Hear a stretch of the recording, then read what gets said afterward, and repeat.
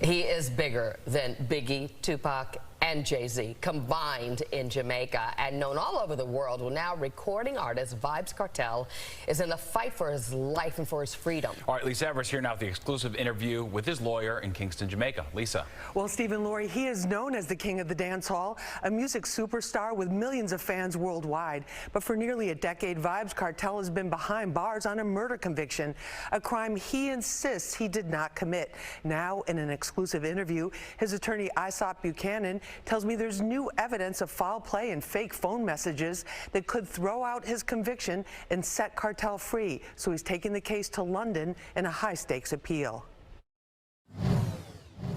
Artist Vybz Kartel, whose legal name is Adidja Palmer, is much more than a performer and prolific creator. He's an influential cultural icon, the epitome of the self-made man from the streets who succeeded despite the odds. Now facing a life sentence on a murder conviction, he's in the battle of a lifetime, his last chance at freedom. Looking at the evidence, this case was about getting Vybz Kartel in prison and leaving him there.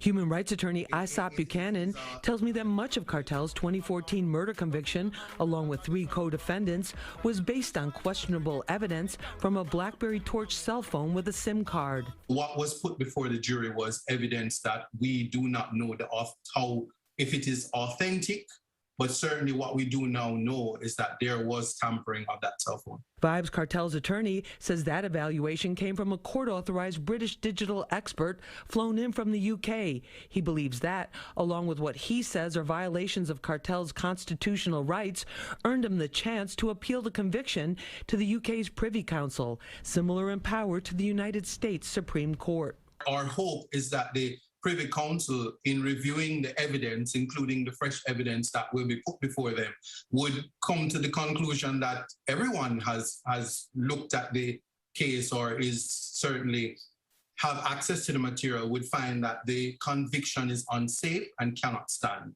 Attorney Buchanan says the Privy Council has several options, but he's focusing on the best case scenario for the imprisoned dancehall king. We're looking for a complete overturn of the conviction and naturally for Mr. Palmer and his co-defendants to be free. Now, Attorney Buchanan says he plans to file what's called a fresh evidence application to the Privy Council within the next several weeks. He tells me he's confident that after a thorough review, justice will prevail and Vybz Kartel will be a free man by next year.